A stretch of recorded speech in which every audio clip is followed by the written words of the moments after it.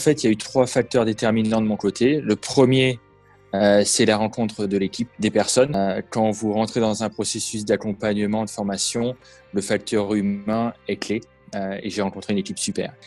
La deuxième chose, c'est que il y a une réputation, il y a des recommandations qui ont accompagné le processus et qui nous a rassurés dans la prise de risque et dans la démarche associée.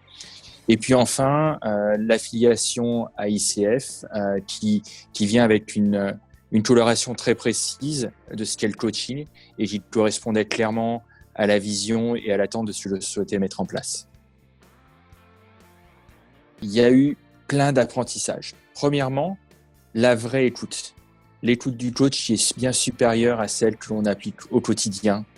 Notre société est une société rapide, intense. Et en fait, le moment du coaching renforce cette attention à l'écoute de l'autre. Super important.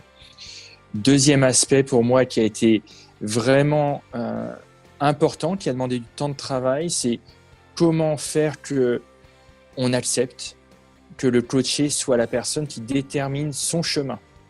Nous ne sommes qu'un guide, un accompagnateur. Et là, clairement, dans le pivot d'être dirigeant, leader et coach, et de se dire à ce moment-là, j'accepte de lâcher les rênes pour le bien, pour le cheminement de la personne, a été probablement l'un de mes 2 grands aha moments aussi, comme on dirait en anglais.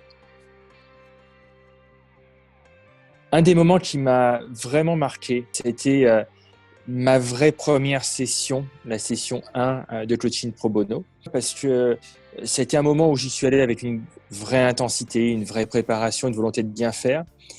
Et puis, j'ai souhaité ouvrir avec la question suivante, c'est qu'en retenez-vous ?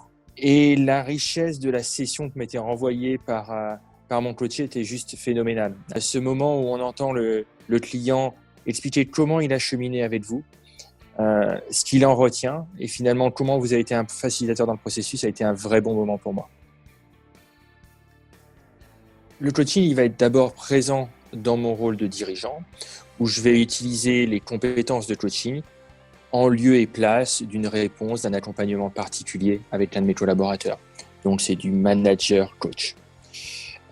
Deuxième type d'instance, qui pour l'instant est une démarche dans laquelle je souhaite rester ancré, c'est d'avoir un client pro bono en permanence. Pourquoi ? Parce que entre ma posture de leader, manager, coach et celle de coach pro bono, on utilise certains réflexes très différemment, certaines méthodes très différemment, et faire les 2 en même temps me conforte. Et puis troisièmement, la bonne nouvelle, c'est que pour moi, le coaching correspond à quelque chose que j'aime bien faire, c'est de donner aux autres. Et dans un cercle associatif et dans un cercle amical, donner un peu de son temps est toujours le bienvenu.